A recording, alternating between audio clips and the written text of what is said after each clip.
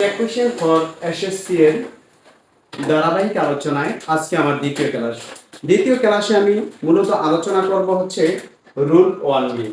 দেখুন, রুল 1 এ বলা হয়েছে অক্সিলারি ভার্বযুক্ত সেন্টেন্স হলে, অর্থাৎ কোন সেন্টেন্সে যদি অক্সিলারি ভার্ব থাকে, am, is, are, was, were, have, has, had, do, does, did, can, could, may, might, shall, should, will, would, must, need, dare, এই অক্সিলারি ভার্বগুলো যদি কোনো সেন্টেন্সে থাকে তাহলে আমরা উক্ত অক্সিলারি ভার্ব দিয়ে ট্যাগ করব, অর্থাৎ উক্ত অক্সিলারি ভার্ব দিয়ে ট্যাগ করিতে হইবে। কোন সেন্টেন্সে যদি auxiliary verb have, has, had, can, could, may, might, shall, should অথবা am, is, are, was, were এই অক্সিলারি ভার্বগুলো যদি থাকে তাহলে উক্ত অক্সিলারি ভার্ব দিয়ে ট্যাগ করতে হবে।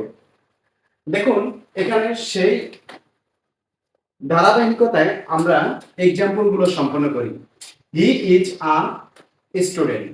এখানে দেখুন, হি ইজ আ স্টুডেন্ট, এখানে এই ইজ হচ্ছে অক্সিলারি ভার্ব। ইজ একটি অক্সিলারি ভার্ব, অর্থাৎ am, is, are, তাহলে ইজ একটি অক্সিলারি ভার্ব। তো আমরা অক্সিলারি ভার্ব সেন্টেন্সের শুরুতে লিখব। ট্যাগের নিয়ম হচ্ছে অক্সিলারি ভার্ব শুরুতে লিখতে হবে।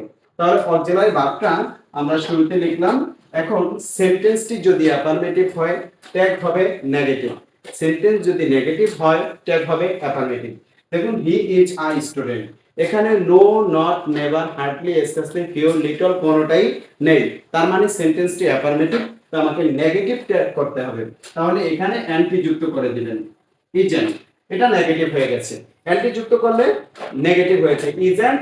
তারপর সাবজেক্ট এর প্রোনাউন বসাইতে হবে। সাবজেক্টের প্রোনাউন এখানে হি, শি, ইট এবং কোন হি, শি, ইট, উই, ইউ, দে এগুলো হচ্ছে প্রোনাউন। তার মানে এখানে হি আছে, তাহলে এটা প্রোনাউনই আছে, তো আমি হি বসিয়ে দিলাম, ইজেন্ট, হি। আরেকবার বলছি, অক্সিলারি ভার্বটা সেন্টেন্সের শুরুতে লিখবেন। সেন্টেন্সটি অ্যাফার্মেটিভ হলে এখানে অ্যান্টি যুক্ত করবেন, তাহলে নেগেটিভ হয়ে গেল ইজেন্ট আর হচ্ছে হি এর হি। তারপরটা বলুন, দেখুন, they are doing the work, এখানে আর হচ্ছে auxiliary verb, am, is, are, তো আর হচ্ছে অক্সিলারি ভার্ব, আপনি এখানে আরটা লিখে দিবেন, আর। এখন সেন্টেন্সটি অ্যাফার্মেটিভ হলে নেগেটিভ করে দেন। দেখুন, they are doing the work, এখানে no, not, never, hardly, scarcely, few, little নাবোধক কোনো শব্দ নেই, তার মানে সেন্টেন্সটি অ্যাফার্মেটিভ। তো আপনি নেগেটিভ করে দেন, এখানে অ্যান্টি যুক্ত করে দেন, ডাজেন্ট, তারপরে হচ্ছে অ্যান্টি যুক্ত করে দেওয়ার পর এখন আপনি সাবজেক্টে চলে আসেন। সাবজেক্ট আছে কি? দে। তাহলে দে হচ্ছে প্রোনাউন, আই, উই, ইউ, দে এগুলো প্রোনাউন, তাহলে দেটা আপনি এখানে দেই বসিয়ে দিবেন, তাহলে আরন্ট দে।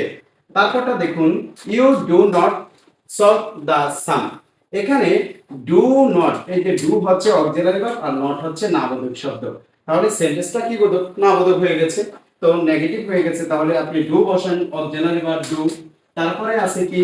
ইউ আছে, তাহলে আপনি ইউটা বসিয়ে দেন, ডু ইউ। ইউ হচ্ছে প্রোনাউন, তার মানে আমার লাগবে প্রোনাউন আর হচ্ছে অক্সিলারি ভার্ব। তো এখানে ইউ তো প্রোনাউন আছে, আপনি ইউ বসিয়ে দেন, আর হচ্ছে ডু আছে, ডু বসান। নট যেহেতু আছে আর এনটি যুক্ত করবেন না, কারণ নেগেটিভ হইলে অ্যাফার্মেটিভ ট্যাগ, অ্যাফার্মেটিভ হইলে নেগেটিভ ট্যাগ। তারপরটা দেখুন, Rohan was going to school, এখানে দেখুন এই যে ওয়াজ আছে, ওয়াজটা একটি auxiliary verb, am, is, are, was, were এই ওয়াজটা একটি অক্সিলারি ভার্ব, তার মানে এই অক্সিলারি ভার্বটা আমরা সেন্টেন্সের শুরুতে লিখব, তাহলে ওয়াজ। এখন সেন্টেন্সটি অ্যাফার্মেটিভ হইলে আপনি নেগেটিভ করে দেন। দেখুন, Rohan was going to school, এখানে no, not, never, hardly, scarcely, few, little কোনটা নেই, তার মানে এখানে একটি অ্যান্টি যুক্ত করতে হবে, ওয়াজেন্ট, তাহলে এটা নেগেটিভ হয়ে যাবে অ্যান্টি যুক্ত করলে, নেগেটিভ হয়ে গেল। এবার রোহান ছেলে, ছেলের প্রোনাউন সবসময় হি হয়, অর্থাৎ পুরুষের প্রোনাউন হি, মহিলাদের প্রোনাউন শি, এখানে আপনি হি বসিয়ে দিবেন, ওয়াজেন্ট হি।